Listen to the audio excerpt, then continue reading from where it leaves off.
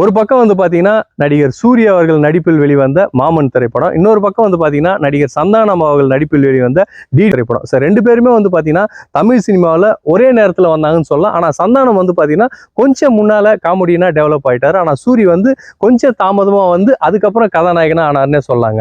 ஒரு பக்கம் வந்து பார்த்தீங்கன்னா நடிகர் சந்தானம் அவர்களுக்கு லொல்லு சபா அப்படின்னு வந்து ஒரு பிளாட்ஃபார்ம் கிடைச்சிது.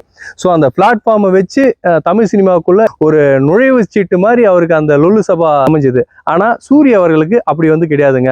அவர் ஆரம்ப காலத்துல இருந்தே சினிமாவில் வந்து ரொம்ப கஷ்டப்பட்டு தமிழ் சினிமாவில் ஒரு காமெடி நடிகனா வலம் வந்து அதுக்கப்புறம் கதாநாயகனா வந்தாருன்னு சொல்லாங்க. சந்தானம் அவர்கள் வந்து பாத்தீங்கன்னா சென்னையிலே பிறந்து சென்னையில வளர்ந்து அவருக்கு வந்து பாத்தீங்கன்னா அந்த கஷ்டம், அதாவது இந்த தங்கறதுக்கு சான்ஸ் கேட்டு ஓடுறதுக்கெல்லாம் வந்து பாத்தீங்கன்னா சென்னை வந்து ஒரு கம்ஃபர்டபுளா இருந்தது. ஆனா சூரிய அப்படி கிடையாதுங்க.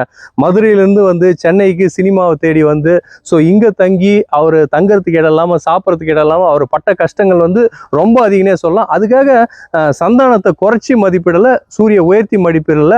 ஸோ இவர் வந்த பாதை வேற, சந்தானம் வந்த பாதை வேற, சூரிய வந்த பாதை வேற அப்படின்றதாங்க ஒரு நிதர்சனமான உண்மை. சந்தானம் அவர்கள் வந்து காமெடியனா இருந்தாலும் அவரு ஹீரோவா மாறினது முதல் படம் வந்து பாத்தீங்கன்னா கண்ணா லட்டு தின்ன ஆசை. அதுல வந்து பாத்தீங்கன்னா காமெடி ஜோனல்லே வந்து கண்டினியூ பண்ண ஆரம்பிச்சார். அதுக்கப்புறம் ரொமான்ஸ் ஹீரோவா வந்தாரு. அதுக்கப்புறம் பேய் திரைப்படங்களில் நடிக்க ஆரம்பிச்சு அந்த காமெடிக்கு முக்கியத்துவம் கொடுத்தே வந்துட்டாரு. ஆனால் நடிகர் சூர்யா அவர்கள் அப்படி கிடையாதுங்க. ஒரு காமெடி நடிகனா இருந்தாலும் தன்னை காமெடி நடிகனா யாரும் சொல்லக்கூடாது, அதுலேருந்து வேறுபட்டு ஒரு கதாநாயகனா வரணும் அப்படின்றதுக்காக என்ன பண்ணாரு, விடுதலை அப்படின்னு ஒரு படத்துல ஒரு வித்தியாசமான ஒரு ஆக்ஷன் அதிரடி ஹீரோவா களமிறங்கினாரு. ஸோ அதில் தன்னோட வேலையை வந்து பார்த்தீங்கன்னா ரொம்ப பர்ஃபெக்டா முடிச்சிட்டாரு அப்படின்னே சொல்லாங்க.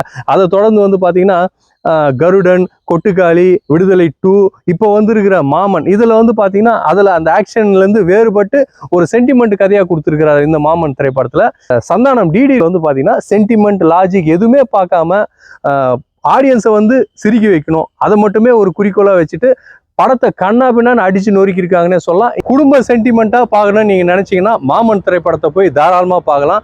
அதே போல எனக்கு வந்து படம் ஜாலியா இருக்கணும், படம் வந்து காமெடியா பார்க்கணும், ஒரு த்ரில்லரா பார்க்கணும் அப்படின்னு நீங்க நினைச்சீங்கன்னா டிடி இந்த படத்தை போய் நீங்க பார்க்கலாம். ஸோ இது ரெண்டுத்துலயும் வந்து பாத்தீங்கன்னா 2 பேருமே வின்னர் தான், 2 பேருமே ரன்னர் தான். இதுல யாரும் எந்த ஒரு நடிகரையும் நம்ம குறைச்சி மடிப்ப முடியாது. இந்த வீடியோ உங்களுக்கு பிடிச்சதுன்னா நம்ம சேனல்ல அதிக அளவுல சப்ஸ்கிரைப் பண்ணுங்க. நான் உங்கள் அக்ரி பாண்டியன். நன்றி நன்றி நன்றி.